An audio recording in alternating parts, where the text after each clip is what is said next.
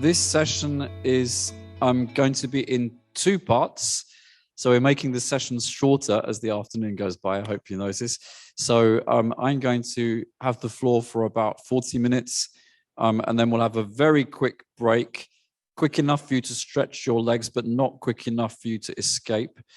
And then Tim will be talking to us about the research that he has done. So in this first part, I'm going to be talking about IPCA Worldwide. I guess you know that we are here in an IPCA Europe conference. IPCA Europe is part of IPCA Worldwide. We have 6 regions across the world.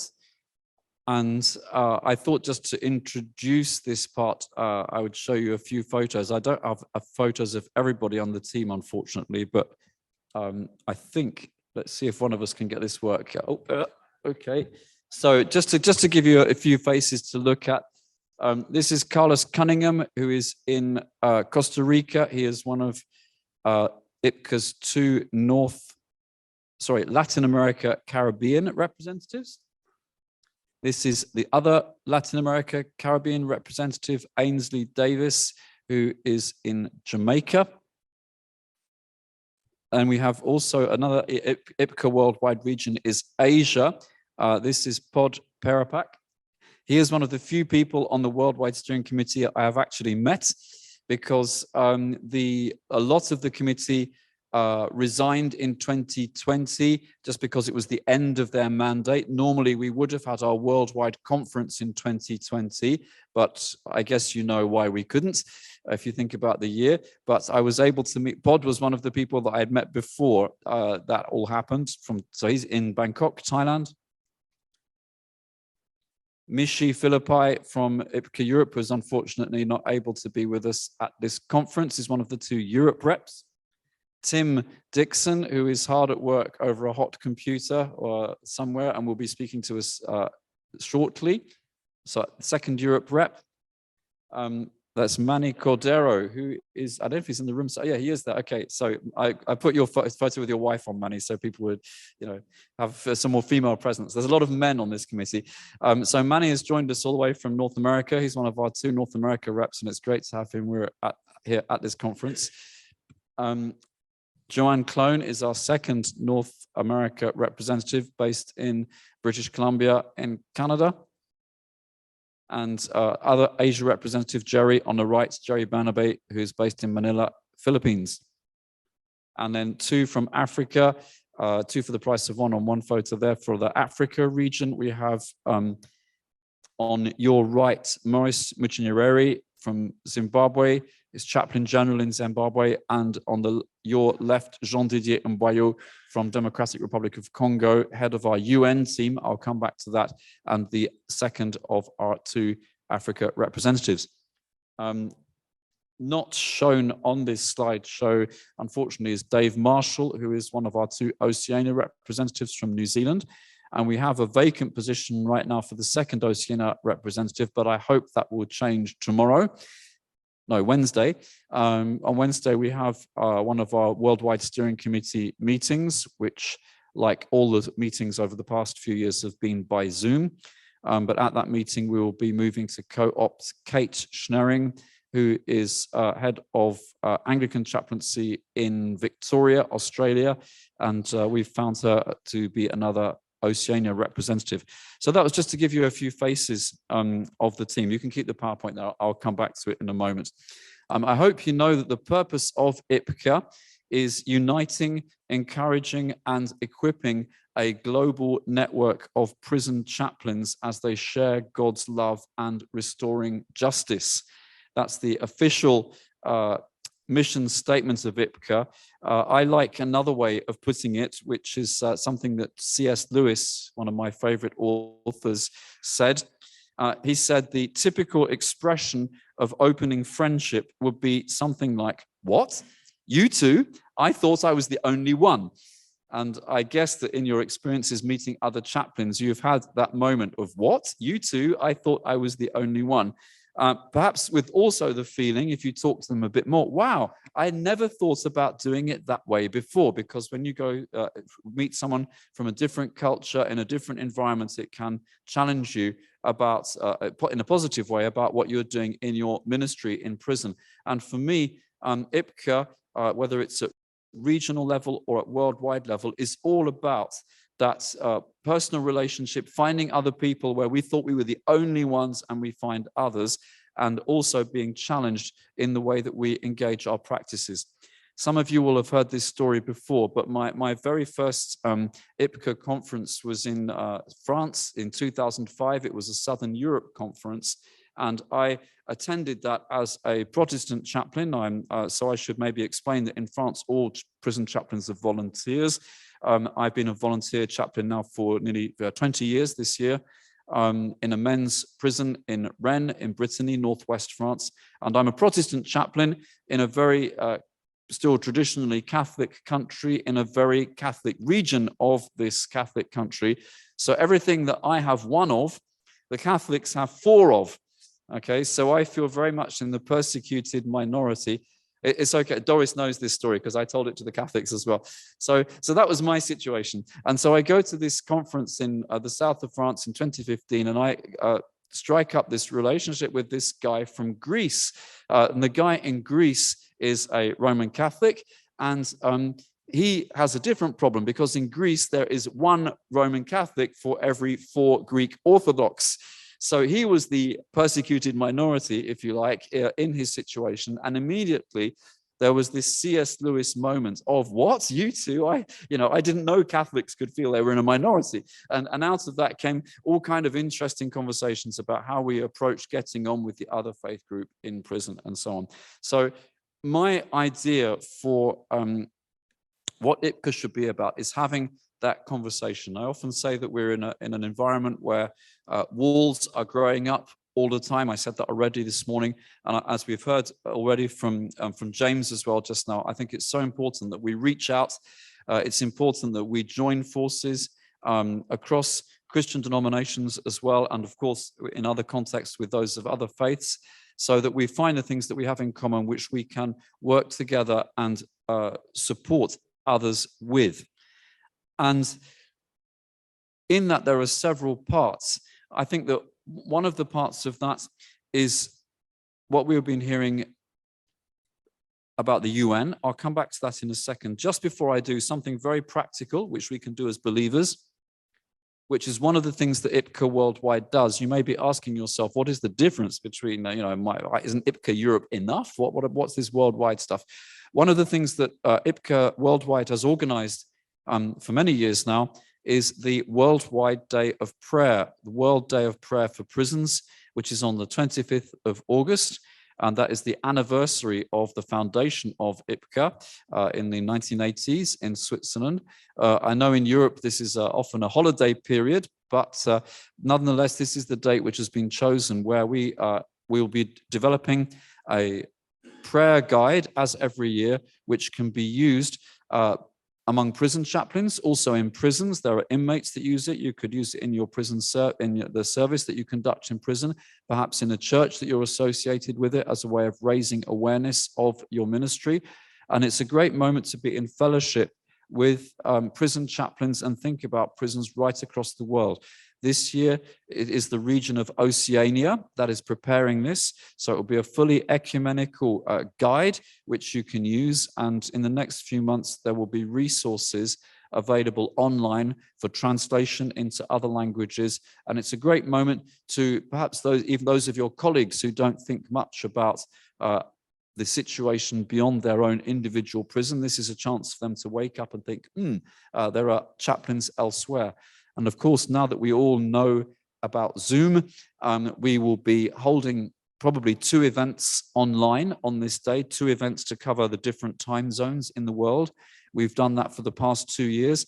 And these short moments, 1-hour meeting, it's very exciting to suddenly find yourself praying with a chaplain from perhaps Nepal or from Chile or from some other exotic parts of the world, and realize that here too we have brothers and sisters who are engaged in very similar challenges to us. So that is one thing which IPCA Worldwide does, which keeps everything going together.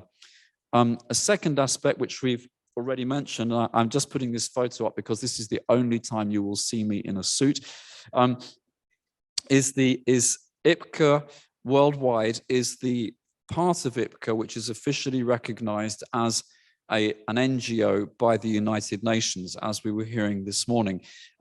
Vera Tchechenko, I think, was very interesting, and she showed everything which the UN ODC is doing in our field. And her interest, I cannot overemphasize how much the UN are interested in what we do as prison chaplains, in what we do as an organization. It's a very big bureaucracy. Things take a very, very long time. But for example, Vera was talking about the Mandela rules. And as I mentioned, Rule 4 involves, it says that one of the things that prisoners should have is access to spiritual care. And if that is in a United Nations text, it is because IPCA with the ICC PPC lobbied very strongly against several countries that were very against this in order to include the notion of spiritual care. So we really do make an impact at that level. And they are very interested to hear from people who are not bureaucrats sitting behind desks, but people who are day-to-day in contact with inmates. We have a great network across the world. And if the UNODC were to call me tomorrow and say, hey, do you know anything about a prison in X country? I'm pretty confident that I could find a chaplain in that country who could report back to them from the ground. So I find that very exciting and something which we're quite uniquely positioned to do. We don't have many resources. The resources we have are each other. We have the people. We have people who are on the ground, who are grassroots. And that is something which is of great interest in UN advocacy levels of organization. Within the UN, we also work with partner organizations, ICC PPC, and also charities like Penal Reform International, which is a major NGO working in penal reform. There's an alliance of NGOs called the Crime Alliance. It is not an alliance to commit crime, but because we are concerned about crime.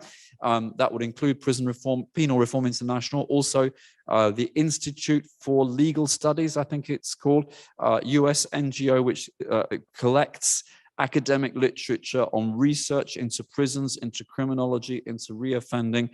The kind of research which Tim will be presenting us in the second part of this afternoon is very typically the kind of thing they will bring together. And another thing which we aim to do at IPCA Worldwide level is to collect information, research, studies, academic studies about things to do with what we're interested in as prison chaplains, because if we can produce evidence, if we can produce professionally done academic studies which show that our way of caring for prisoners is effective and helpful, and if we can also bring together studies which will encourage things like restorative justice, restoring justice is part of our mission statement. The more evidence we can bring for that, the more we can move forward in what we want to do. And hopefully, the more we can also find resources in order to do that. So that is pretty much IPCA's scope of action. One more thing maybe to tell you about that before I look at just some of the challenges that we're facing. As I said, we were not able to hold a conference in 2020. In the same way that IPCA Europe would normally hold a regular conference, IPCA Worldwide traditionally holds a conference every 5 years.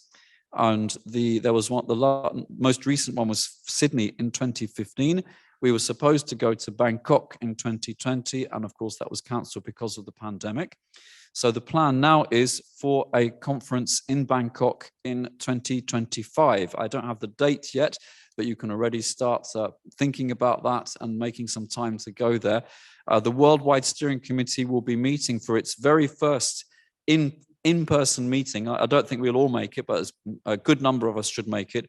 This September, we'll be going back to Bangkok, and we are going to plan for the conference in 2025.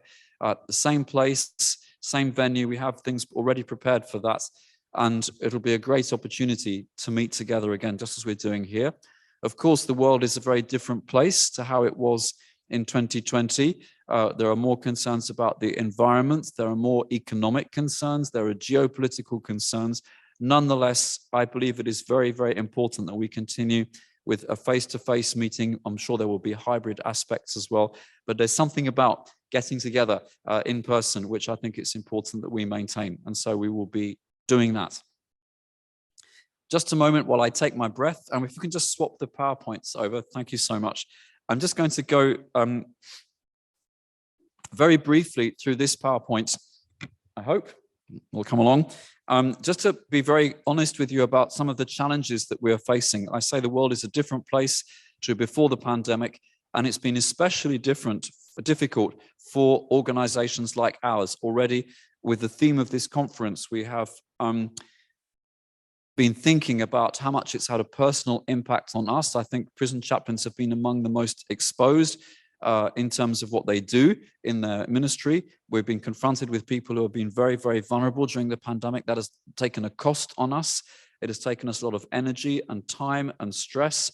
And so there's that much less energy available to engage in other things. And so it's a real struggle. I'm seeing it with many other organizations to get back and to apprehend this new world in which we are moving forward. And I just want to be quite straight about how I see the situation for IPCA Worldwide at the moment.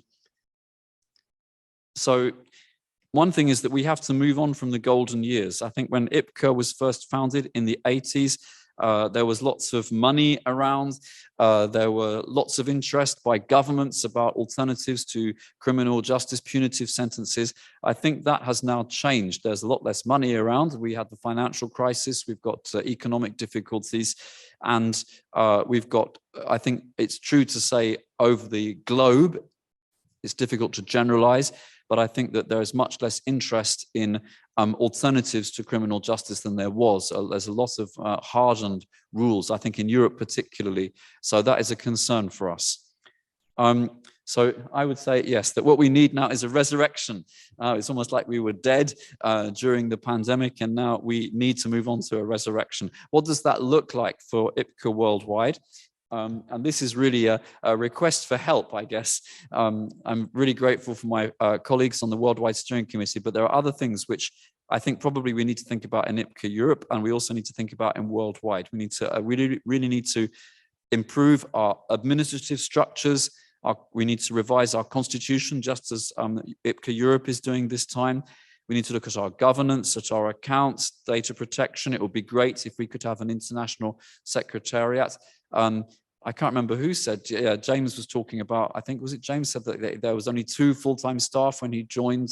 Well, we have 0 full-time staff in IPCA Worldwide. I am in France, prison chaplains and volunteers. As I said, I'm a freelance translator and interpreter. I also help pastor a church. I also am a day-to-day prison chaplain, so I have several hats. We need some help. So anybody you know who is interested in accounts or legal stuff or website, these are all things I think for Worldwide, I'm sure for Europe as well, we need to be thinking about finding those talents as well.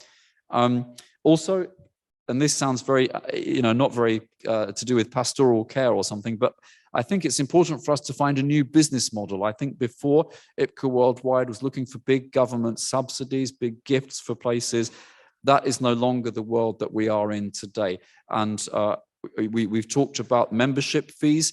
I don't think that asking prison chaplains to pay to fund this big international organization is the right way forward. I think we need a payment just so we know who is a member, as I mentioned yesterday. But I think the fact that we don't have any money at the moment doesn't mean there is no money to be found. But I think the way to find that money is to encourage research. Once we have a little bit of research, we can then, I hope, move forward to we can respond to calls for tender for research for other projects. We can perhaps find some private sector funding or European funding in Europe, who knows. We can find things which should open up doors so we can build up research grants, and from there find more things that can help our organization to live. So that's a big challenge over the next few years. I've mentioned already IPCA's UN representation. I'm really pleased that we've been able to get back into that with Hal, who's here with us, and Marcus, who you saw in the photo just now. We were able to go to the Crime Prevention and Criminal Justice Convention in Vienna 2 or 3 weeks ago. their first in-person event. We're meeting all these NGOs, we're meeting representatives from the UN. It's really, really important that we nurture that contact. We are listened to, they are waiting for us to be there. We need to keep on doing that. So again, any people you know around you who have some experience in diplomatic circles, who have a good contact with the foreign embassies or whatever, we're really interested to hear from you to help us support. If you know people in UN headquarters, whether it's Vienna, Geneva, New York, we would like to hear from you.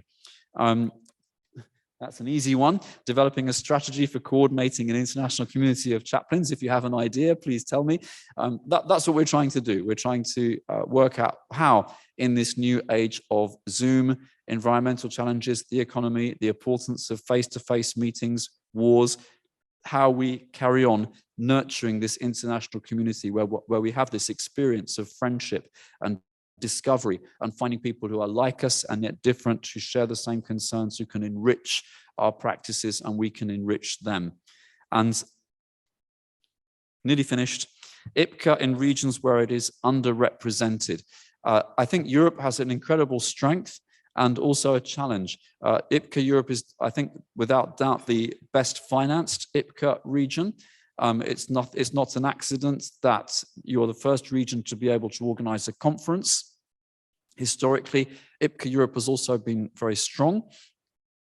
But I think it's important to realize there is the rest of the world out there and other regions. I'm a great believer in empowerment. I don't see IPCA Worldwide as the senior management and everybody else obeying what IPCA Worldwide says. I feel we're much more there to empower and equip, and it's up to each region to take on responsibilities in line with our overall vision.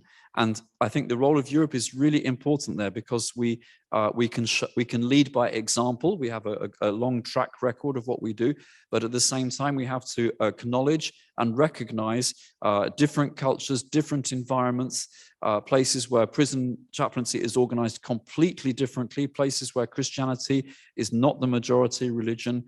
We need to be sensitive to places like that and understand how we can, in Europe, how we can empower and accompany people in other countries without doing colonization all over again. So that's a big challenge and we need to work on that. And I would encourage you to think about that with any folks you know in other regions. And then in 2025, it will be IPCA's 40th anniversary. I don't know how we can celebrate that, but we should probably do something. We've got the conference. Perhaps the connection with the previous slide is to say it's the reason, we're going to Bangkok because the previous worldwide president, Rod Moore, had this idea and he was very clear, and I think it's one of the best decisions he made in his mandate. We want to go to Bangkok to send a message to IPCA Worldwide to say this is not a European organization. Of course, I'm delighted to be in Europe and to be with you here, but we have to get this picture that we're going further. Bangkok, Thailand, obviously Christianity is a minority religion, very, I think it's 1% of the population, but that is where in countries outside Europe, that is where Christianity is growing the fastest, and we need to acknowledge that reality. We need to be there to support our Christian brothers and sisters in countries where they may face great difficulty in the Christian faith, and particularly in access of Christian faith in prisons. So that is a great reason, I think, to go to Bangkok, and I'll conclude with a little story about that in a moment. Yes, another thing is to say that continuity is a really important thing. My mandate will end in 2025. I'm not sure if I'm going to continue for a second term or not, but whatever it is, and the same for the committee here, continuity is a big challenge because people come and go. I would really like the organization to be more robust on the worldwide level in 2025 than it was when I arrived in 2020. And I seem to have got to the end of my PowerPoint and the end of my time. I can see Tim getting worried because he's on for the next part. I'm going to close with one story, and then I think if you want to talk to me, I've been really busy with the translating, helping Naomi. So big shout out to Naomi because she has done 4 days work in 1 day today. I know because I'm a professional interpreter, so she's doing that off the French delegation. So big thanks to the interpreters, the interpreter, mostly singular. A story, yes, that's what we can thank her. I think that's great.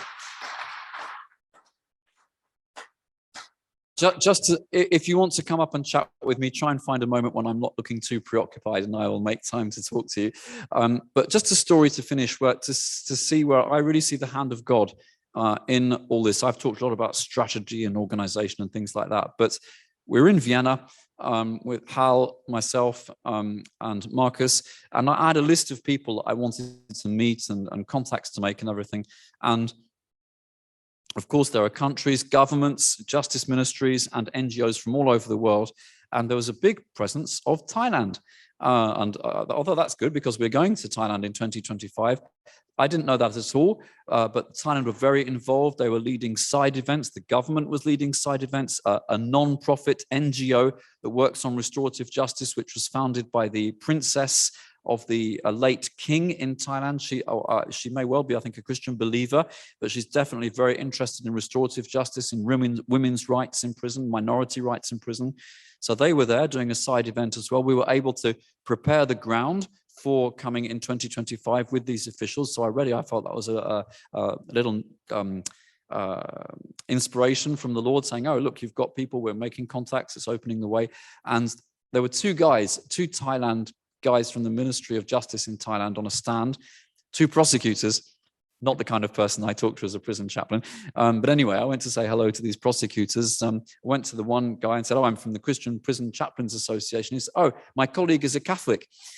So there we were. We have two Thai in a country with a population of just 1%, and I find a believer, a Christian believer, even if he's a prosecutor. Okay, too bad. But it was great to talk to him. I called up one of our Thai representatives on Facebook straight away, and she was able to have a conversation with Thai in him, just to network in. And just in that moment of meeting, I saw the hand of God again, that we found someone who can help us open up the way. So IPCA Worldwide for me, okay, there's a lot of preparation, thinking, networking, a little bit of bureaucracy, but it's all about those divine encounters where we think the hand of God is in this moment, and we can think, what, you too? I thought I was the only one. And if you want more of that, then please join us not only in the Europe adventure, but in the worldwide one. Thank you very much for your attention.